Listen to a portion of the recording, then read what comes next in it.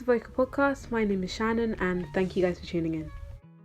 Welcome back for those of you that have been supporting my podcast for the past few months, and welcome to the new people that have just come. For those of you that don't know, this podcast is about philosophy, psychology, well-being, all the good stuff that kind of get me through the day, and I thought I would just make a podcast, kind of share it with you guys. So I hope you enjoy. If you do, like, subscribe, share with your friends, and thanks a lot.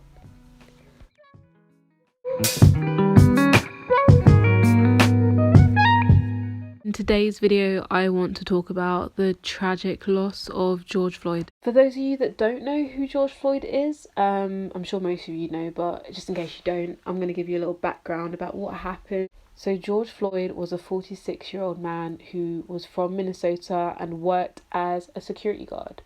He went into a shop and he was suspected of using a counterfeit $20 bill, trying to buy some cigarettes. The shop owner, suspecting this, went and called the police. When the police was called, he was placed in handcuffs and was reportedly said to have been resisting arrest.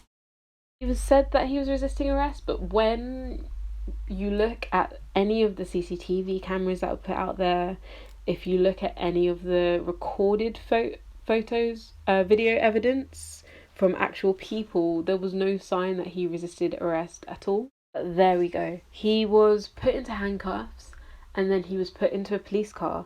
And for some reason, a police officer called Derek Chauvin took George out of the car and proceeded to step onto his neck, cutting off all his airways. The whole time, if anybody saw the video, it is very traumatizing. I wouldn't recommend it, but the whole time he was telling the police officer that he couldn't breathe, that he was suffocating, that anybody looking on could see that he was in pain, and he wasn't over exaggerating. But the police officer looked straight down at him, left his foot on his neck, and proceeded. In fact, this police officer had his foot on this man's neck for almost 9 minutes. There were people around the scene screaming, telling the police officer to get off his neck.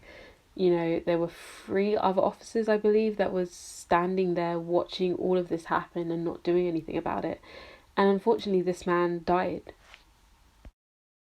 Police brutality in America and the reasons why it happens, I believe, is a huge concept, and it stems from a lot of places. There are a lot of roots and it's very complicated. I want to personally look at the idea of dehumanization. And that is the idea that you take one group of people and you narrow them down to one human trait. An example of this is, rather than calling someone a man, you refer to them as a diabetic, or you refer to them as a schizophrenic, or you refer to them as a criminal. The problem with dehumanization is that by doing all of these things, it almost gives permission to treat you as so, to treat someone as they are other and as if they are not one of you. A really classic psychological example of this is the Stanford prison experiment, which took place in 1971 by a psychologist named Philip Zimbardo. Now, this experiment was classically unethical. All the things that were done in this experiment, if that was done in these modern days, Zimbardo would 100% be taken to prison. So Zimbardo first conducted this experiment to try and find out about the Lucifer effect. He wanted to understand why good people turn bad. So this psychologist got a group of random middle-class white students from Stanford University, and he put them into an experiment. A coin was flipped, and some of the students got to be guards and some of the students got to be prisoners. Now, the guards were told by Zimbardo that they had gotten to be guards because they were the creme de la creme. They were better than the others and they were the best students that he had.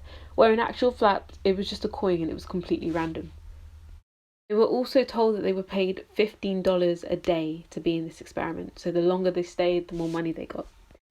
On the first day, the guards took it upon themselves to make harsh rules for the prisoners. They assert their authority, right? They began to harass the prisoners.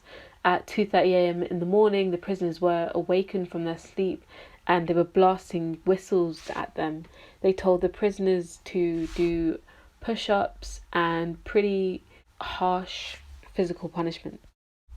At this point, to the guards, everything was going swimmingly.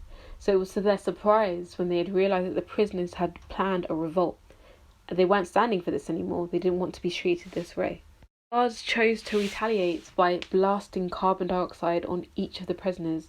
They took a fire extinguisher and blasted it on all of the prisoners that were rebelling. They then singled out the leader of the rebellion and made him isolate in a room on his own. You have to remember that these are all normal, regular college students, right? They are not real prisoners, they're not real guards, nobody's getting punished for anything, right? When this happened, the prisoners got even more hostile towards the guards, and the guards got even more hostile towards the prisoners. It ended up being an almost sadist experiment where the guards would make the prisoners leapfrog over each other naked, they would make them do star jumps, they would do anything, any sort of physical punishments, making them scrub the toilets with their bare hands.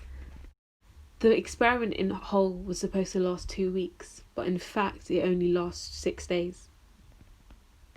In 2001, the experiment was repeated again by the BBC. Obviously, it was a lot more ethical because you can't be doing the same things you were doing in 1971 as you were doing in 2001. So they did change up a lot about the experiment. One thing that did change was the amount of sadism that did take place. But however, one thing that didn't change was the fact that the prisoners followed suit and they did another rebellion, and again the guards acted and punished them as they were told to do. The real lesson from this experiment is if somebody is given a specific role, is given a specific uniform and told to do a specific thing, they will thus assimilate to the behaviours and environment that have been created around them.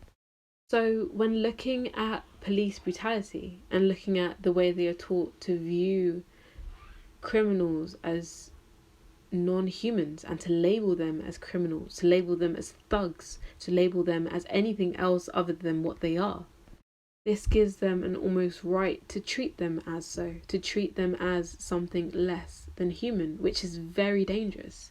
And it's what we're seeing happening all over America. Obvious bystanders that were there in the George Floyd case, not doing anything, even if they may have thought it was wrong, and watching this man die, is evident that their duty is to stand together and to help each other, moreover looking at the human life that is in front of them. The idea is that these police officers are being able to do this unpunished. The constant dehumanization in social media of minorities, labeling them as anything less than human, is not right. So until they start labeling BME people and all people as human first, I think we should all band together. I've put links in the bio of petitions that you can sign. There's also this place where you can donate money.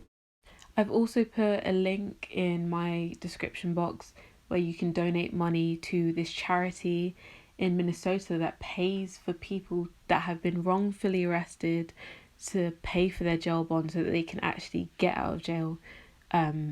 So the link's in the bio there, because Minnesota has had 96 deaths from police brutality in 2020, so it's a huge issue over there, so any little helps. But yeah, link is in the description box. Thanks guys so much. Thank you again for tuning in. If you like what I said about the Stanford prison experiment, there's a movie about it with Christian Bale. It's really interesting. There's also loads of clips on YouTube, so go check it out. To me, it was a really interesting case, and it kind of just reminded me of you know, what's been happening, and it was just a real world situation. So yeah, thank you so much.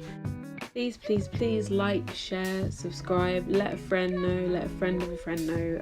I appreciate you guys' support so much, you know. So thank you so much, everyone that's just come and listened today. If you have any questions, have any queries, feel free to comment. Like, just be open. It's cool. I'm very open-minded. Anything you say is something to say, you know, something to think about. So yeah, thank you so much, guys.